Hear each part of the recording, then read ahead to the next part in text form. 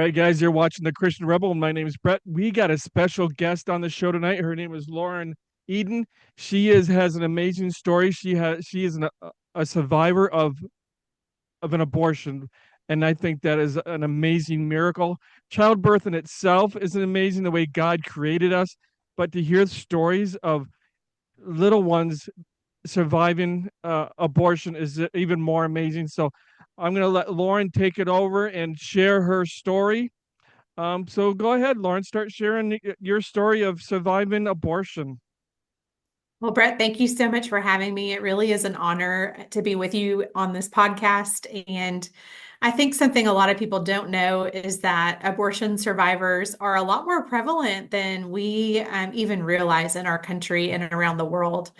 And I was surprised to find out that survived a second trimester dilation and evacuation abortion when I was 21 years old. So I was actually born into a really loving family. My biological parents raised me.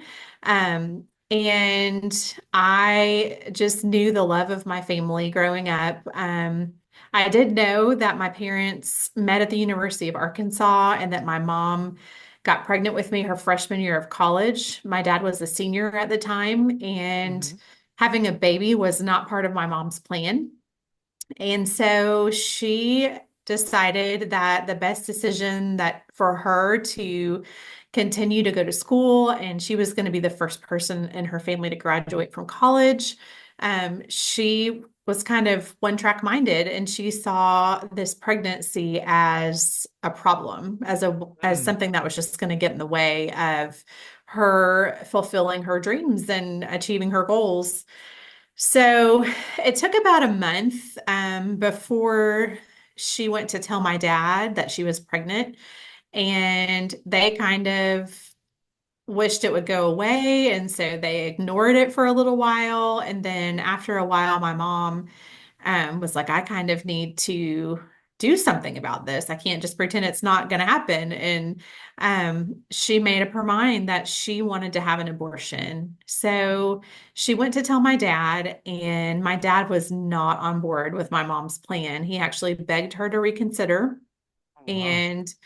and begged her to give birth and to raise me. And she just couldn't even comprehend that at the time. And so she said, no, I'm going to have an abortion. And she left my dad's apartment upset with him that day and made an appointment at the closest abortion clinic, which was in Tulsa, Oklahoma. It was about a 2 hour drive. Her friend picked her up and took her to the abortion clinic in Tulsa. And she had had a confirmation of pregnancy appointment. And so she knew she was about 8 to 10 weeks pregnant. But when they got to the ultrasound clinic, she found out that they did abortions up to 12 weeks. And actually, when they got to the clinic, the address that they went to, the doors were closed. She couldn't find the clinic. And so she found a payphone and she called the clinic, and they told her that they were on the other side of Tulsa and that she didn't have enough time to get to the clinic in time for her appointment. So she had to reschedule. So the next Okay. day they went back to Tulsa, and they took her into an ultrasound room and they measured the baby inside of her, and they determined that she was just over 13 weeks pregnant. And so it was illegal for them to do the abortion procedure, and they sent her away. They sent her Okay. home. So she was frustrated. She knew that in Little Rock, Arkansas, she could get an abortion up to 15 weeks. So she made an appointment at that clinic. And she actually needed my dad's help to get her to her friend's house in order to get to the abortion clinic. And so my dad agreed to drive my mom. But the whole time they were driving, my dad was praying, and my mom laid her head down on my dad's lap and fell asleep in the car. And my dad says he put his hand on her stomach and began to pray, God, please intervene. So they were driving through the mountains of northern Arkansas, and he says that he drove into this cloud of fog, and it was so thick that he couldn't see the front of his car. And as they kept trying to drive, he realized it's unsafe. I can't see the road. I don't know what's coming. And so they ended up having to turn back. And so my Mhm. mom's plan was thwarted once again. And she ended up having to reschedule her appointment. So this time, her friend picked her up at school and drove her to the clinic in Little Rock. And they went into another ultrasound room when they got to the clinic. They measured the size of the baby, and that ultrasound showed that my mom was 15.3 weeks pregnant, and they could only do abortions up to 15 weeks. So once again, they couldn't do the procedure. My mom, as you can imagine, was frustrated at this point, and she said, what am I supposed to do? And they said, well, there's a clinic in Dallas, Texas that does abortions up to 20 weeks. So they referred her to that clinic in Dallas. So her same friend picked her up after she took a final exam, and they drove to Dallas. And when my mom got in the car, her friend actually handed her a gospel tract about abortion. And my mom looked at it and she realized, is she trying to change my mind? Like, why is she handing me this tract when she told me she's going to take me to this clinic in Dallas? And so it upset my mom. And she took the tract and she put it in the pocket on the door. And she was like, not interested, keep driving. And so they drove to Dallas. They went to the abortion clinic there. They took her into another ultrasound room. And at this point, my mom measured 21.6 weeks pregnant. And you have to understand at this time, it had been less than 2 weeks since her previous ultrasound. Wow. So the numbers didn't make sense. There was no explanation for why she went from 15 weeks to 21 weeks, other than God. And so Yeah. she kind of had a nervous breakdown in the middle of the clinic and was like, it's like somebody bigger than me is trying to prevent me from going through with my plan. That was God. And this, yeah, absolutely. So the staff reassured her. They said, we have a sister clinic on the other side of Dallas. They'll take your ultrasound results. You can go there tomorrow. They'll do the procedure. And that's exactly what happened. My mom went to their sister clinic on the other side of Dallas. Instead of taking her into an ultrasound room, this time they actually started a 2-day dilation and evacuation abortion procedure. And if you're not familiar with that procedure, it's pretty involved because the baby is so far along. They take some a seaweed type substance called laminaria, and they're shaped like toothpicks, and they stick them into the woman's cervix. And it's very painful. Goodness. It dilates her body. They tell her to go home, take Tylenol for pain, try to get some rest, and come back the next morning. And she's fully dilated and basically ready to give birth. And they take the baby out limb by limb, piece by piece. And that's the procedure my mom started. And so they put the laminaria into her cervix. She went back to the home of her friend's sister, and the sister was about the same number of weeks pregnant that my mom was. And she started talking to her sister and saying, does your friend realize like there's a real baby growing inside of her? This is not just a clump of cells. The baby's big enough that it's probably kicking and she doesn't even realize it. It probably feels like gas bubbles. And my mom didn't know any of that. She knew nothing at this point about the development of the baby. She thought it was just a clump of cells. None of these clinics had ever shown her the ultrasound screen. She said she did see a glimpse of one of the screens in Little Rock, and all she saw was a black circle. Like she didn't Mm. know what she was looking at. Nobody ever explained anything to her about Hmm. the humanity. So she never considered the humanity of this baby. And so her friend's sister sharing that information with my mom started to make her think about what she was doing. But at this point, she was already going through with the procedure. And so she didn't really have time in her head. She was like, I can't do anything about it at this point. It just is what it is. But in the middle of the night, that night, the Lord told my dad to call my mom. And he had been following her from clinic to clinic, from friend to friend. They had had a kind of a tumultuous relationship at this point. Um, he would show up at my mom's apartment and try to talk her out of going to the next clinic, and she would slam the door in his face. And about midnight, my dad called my mom out of desperation and begged her not to go through with the rest of the procedure. And he asked if he could pray for my mom. Hmm. And my mom said yes. And so my dad prayed for my mom. And when he was done praying, my mom was crying and she was in a lot of pain and she was scared. And she said, if you will drive to the abortion clinic and meet me in Dallas tomorrow morning, I'm 90% sure I won't go through with the rest of the procedure. My dad was ecstatic, as you can imagine. It was like the answer to his prayers that he had been praying. But he didn't have a way to get to Dallas. He didn't have gas money. He wasn't sure what he would do. And so he went to the home of a young married couple from his church. Their names were Bill and Jana. And Bill and Jana, he had known for several years, and they were like mentors to him. And so when he knocked on their door at midnight, they knew, something big must be going on. And Bill was asleep, but Jana was awake. And so she welcomed my dad in and she said, William, what's going on? And my dad proceeded to tell Jana about my mom being in Dallas. And they had never met my mom before. But Jana got on her knees with my dad in their living room and prayed and said, God, if it's your will for us to help William and Karen, then please confirm it through my husband. So she went and woke up her husband, Bill, and told him what was going on. And Bill handed my dad his credit card and said, William, go to Dallas and save your baby.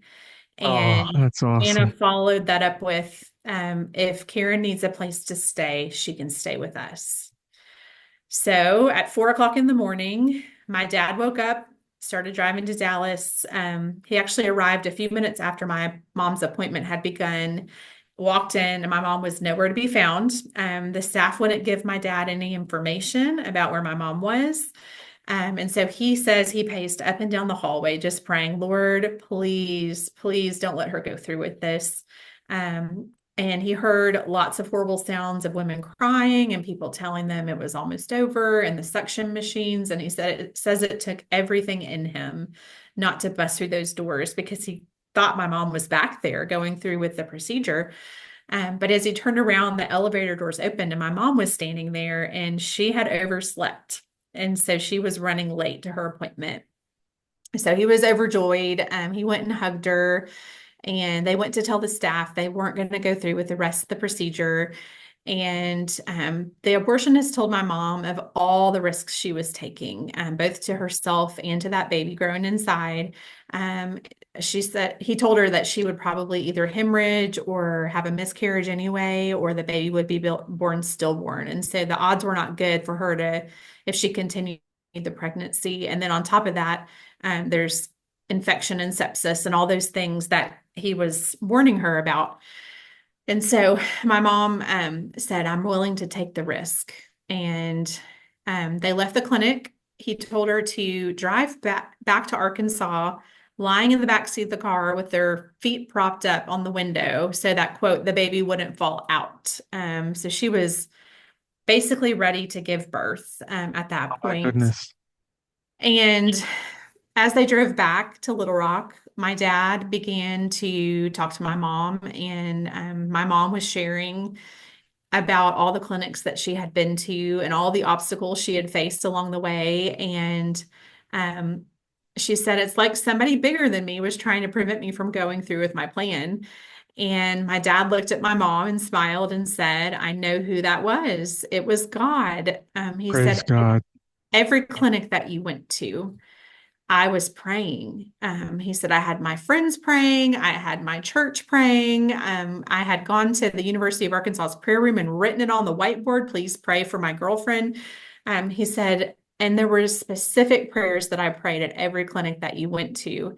And God answered those prayers specifically every single time. And I didn't even tell you all of the details of all of the prayers and all the ways God answered, but um, my dad says God did 15 miracles along the way to save my life and to answer his prayers. And so my mom started to see, okay, obviously somebody bigger than me was trying to prevent me from going through with my plan. And my dad had also talked to, well, first he talked to an attorney because he was trying to get an injunction to stop my mom from going through with the abortion procedure. And then he talked to a pro-life doctor in the Little Rock area and basically said, if I bring my girlfriend, if she agrees to not go through with the rest of the procedure, can I bring her to come see you? And he said, yes, of course. And so my dad took my mom to see a pro-life doctor who was really well known in the Little Rock area named Dr. Simmons.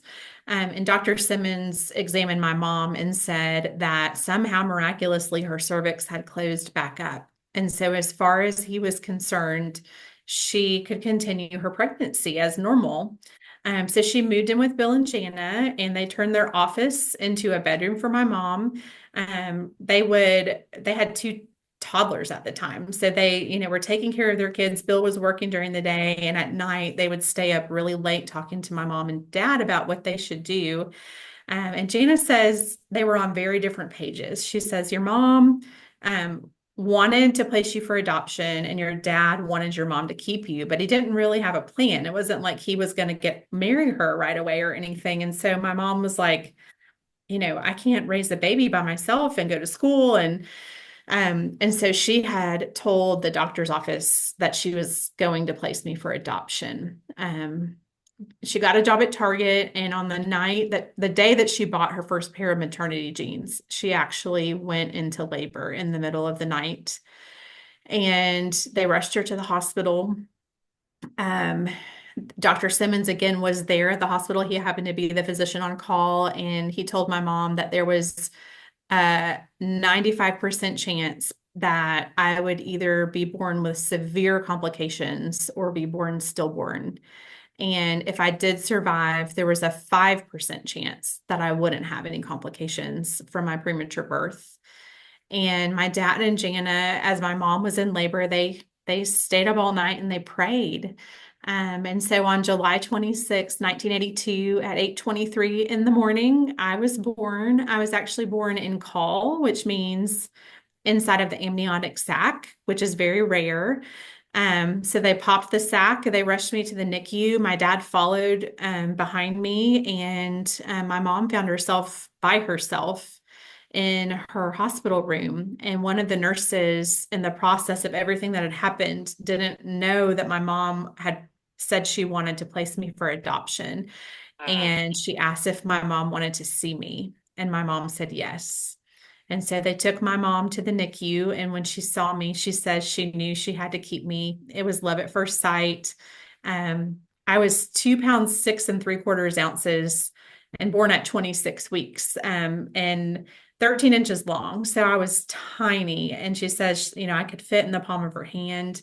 Um, I know and what even, that's like.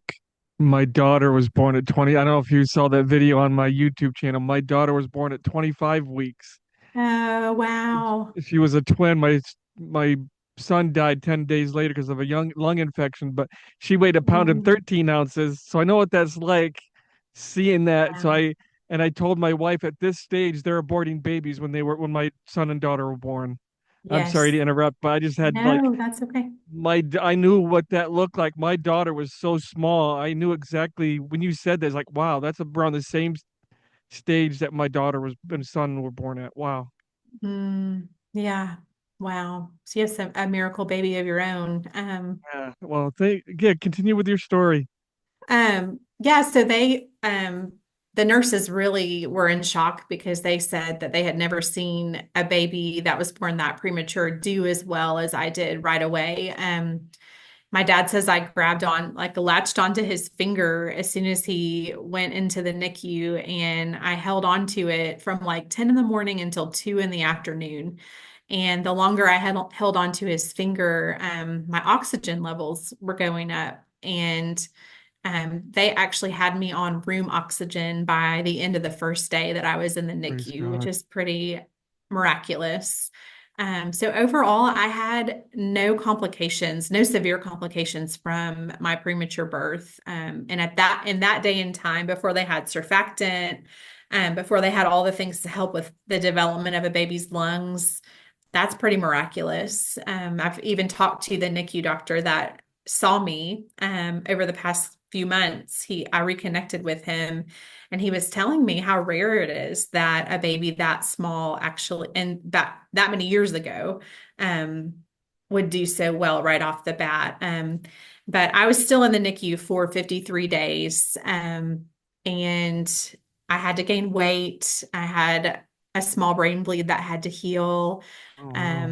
I clearly my lungs were underdeveloped, and so they had to wait on those to develop. And so it was still touch and go, for the first few weeks. My dad talks about how my heart rate would stop and he would flick the bottom of my foot to make me start breathing again and things like that. And so That's um, neat. they would take light bulbs and they could see my organs through my skin because it was so thin, and they would take a light bulb and shine it to see what was going on inside. They didn't even need an x-ray, which is crazy to me. That's But crazy. anyway, through that whole experience, my parents ended up deciding to get married. Um, and a few days after I was discharged from the hospital on October 2nd of 1982, my parents actually got married. Um, and because of all the miracles that my mom saw God do, and this young married couple named Bill and Jana that took her in and loved her, she says they were the no judgment zone, and they were the first real hands and feet of Jesus that she had actually really seen in person. She gave her life to Christ. And Praise God. so my parents got married, and my mom was baptized not too long after that. And they've been married now for 43 years. And they have three girls and two sons-in-law. And you can see the pictures behind me, five grandsons. And so it's amazing to know that God went to such great lengths, not only to save my life, but also to save my mom. He Mm, saved me physically, and he saved my mom spiritually. And he went to great, great lengths to rescue both of us. And that's very humbling. amen. How old were you again when she told you? 21, I had just graduated from college. What emotions did you feel when she told you? Just, I was shocked. I knew I was born premature, but I had no idea that it was related to anything else. I just thought I came early. And mhm. because I was raised in such a loving family, at the time, I didn't I didn't experience a lot of negative emotions. It was more like, oh my goodness, this gives me a whole new sense of purpose for my life that God had a purpose and a plan for me.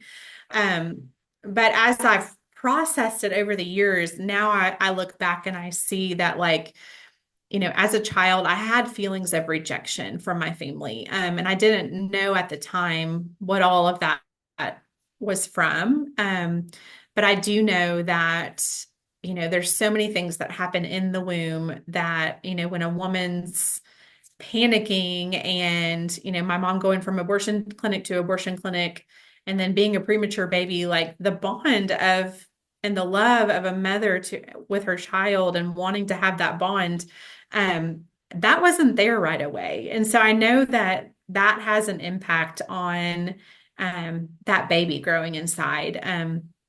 And I've learned that actually since connecting with the Abortion Survivors Network, because I've gone through a healing training and a healing curriculum, and I've realized what a lot of those feelings were connected to that wasn't even aware of at the time.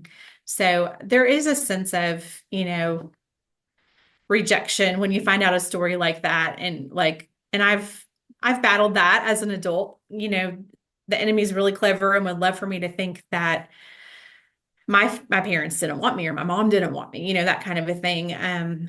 But I know that God wanted me and he chose me, and my dad was fighting for my life, and he changed my mom's heart in the process. And of course, I knew nothing but my mom's love growing up. And so, I mean, not that their tumultuous start didn't have an impact on their early, parenting years and things. I'm sure that Mhm. it did, but um, I mostly knew a loving Christian home, and I knew God's love for me. But I can't. It's not the same for a lot of other abortion survivors that I've met. So that So, is really humbling. so as a husband and a father, I have two wonderful girls.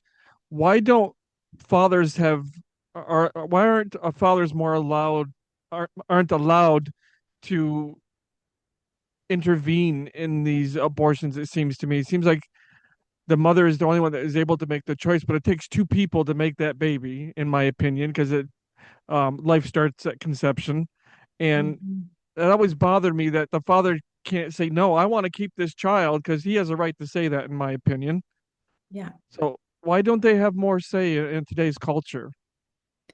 Well, I mean, I think obviously the feminist movement has had a lot to do with that. And the whole my body, my choice thing. You know, most of our world wants to focus on convenience Hmm. and it's about our feelings and um sometimes we have to make hard decisions in life Yeah. and they're not always easy but I don't think God ever guarantees that our life is going to be easy and especially in the case of unplanned pregnancy in a lot of those cases it's more about convenience than anything else and I just think that the enemy is super crafty and super creative. He wants to help to cause us to focus on our selfish desires and our selfish needs. And that decision really is a selfish one. This is decision of abortion is a selfish one. You're thinking about yourself. Um, and I know, and I'm very cautious when I say that because I know there are a lot of women who feel like they have no other solution. And my mom felt that way. Her parents were telling her to have an abortion. My dad's parents wanted my mom to have an abortion. Her friends were telling her to have an abortion. My dad was literally the only one who was telling her that was not the right decision. And she had actually just, her 15-year-old sister had just had a baby. And so she knew what her dad's reaction was going to be if she came home and told him that she was pregnant. Because he had told her sister that she could either have the baby or um, she didn't have a place to. I mean, she could either have an abortion or if she chose to have the baby, she didn't even have a place to live. He My kicked her goodness. out, and she chose the baby and left and went to live with her uncle. And so there were just a lot of things happening. It was a really deep and complicated issue in my mom's family. It wasn't a simple decision for my mom. But she felt backed into a corner and she felt like she didn't have a support system until my dad came to Dallas and offered her a place to live and a doctor to go to. And then it was like all of a sudden she felt like she had support and there was hope. She says for the first time there was hope because she had support. And I think that's such an important thing for men to know that um it doesn't always help. And my dad did this at first. He just told her all the things she was doing wrong.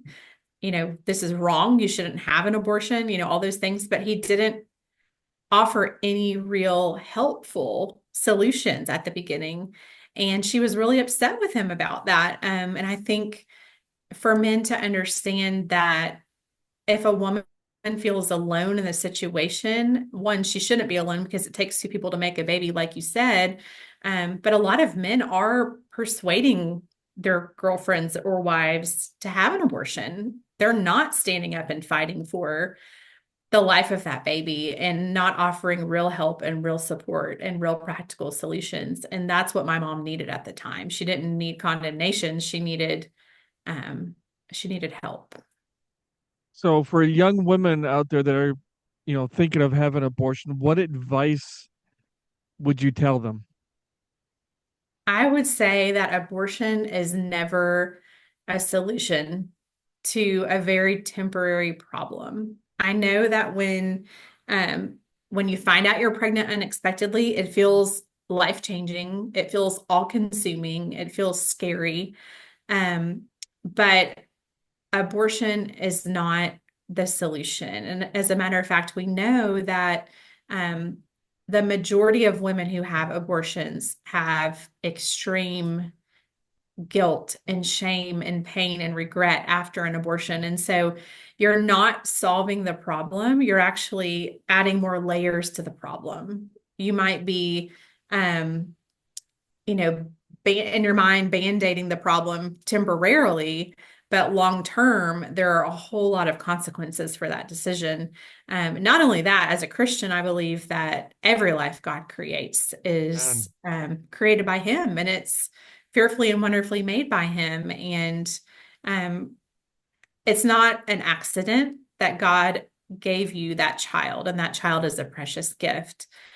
So I believe as a believer that we're called to love that child and um, honor that child's life because that life is precious and made by God. amen. So, where can I would like to say thank you for coming on this podcast because this has been an honor and a privilege for me to share your story. And this is episode one of a series of I'm doing. There's going to be more guests on. They're going to be sharing their stories in the coming weeks, and I can't wait to hear their stories and what they've gone through. And that way, it can help other women that are thinking of going through the women and men because it takes both of them that if they're both deciding to abort this baby, they can make a hear these stories and maybe it might change their minds. And I have one more question that just came to my mind. Sure. Where can people go besides abortion clinics to seek help and get help if they are thinking of doing this? Where can they go to get help? Pregnancy resource centers. There are Mhm. hundreds of pregnancy resource centers around the country who are offering real help and real solutions. Most abortion clinics aren't offering real help. They're offering abortion, but Yeah. pregnancy centers are walking alongside of women, and most provide ultrasounds. They provide counseling. They provide um, diapers and formula and baby supplies and connection with a local church. So they have a lot of resources, and I would highly recommend going there. Okay. Well, again, thank you again for coming on the show, and I pray that this episode gets out there to as many people as it can. I'm going to share it all over social media. And where can people find you? I know the Abortion Network, Survivors Network. I'm going to have a link in the description. Where else can they find you? They can find me on YouTube. I have a YouTube channel, Lauren Eden Abortion Survivor, and I'm also on Instagram and Facebook as well. Instagram is Lauren Eden _ pro-life speaker, and Facebook Lauren Eden Abortion Survivor pro-life speaker. So you can Awesome. find me Again, thank you. there. Thank you again for coming on. And I always end the show with this: be a rebel and follow Jesus. Romans 12:2. Do not conform to the patterns of this world. That's what the culture wants us to do. The culture wants you to end the life of those children. The culture wants you to follow the sinful patterns. So if you are watching this episode and you're thinking about going through this, please go to one of these centers that she talked about where you can get help and they can show you. I think they do ultrasounds there at these clinics, right? And they can show Yes. you that child that's growing inside you because as Lauren said, that child is fearfully and wonderfully made, just as you are. And I pray that you turn away from your sins, repent, and come to Christ, and be a rebel and follow Jesus. Always choose that narrow path. And until next time, you guys keep the faith.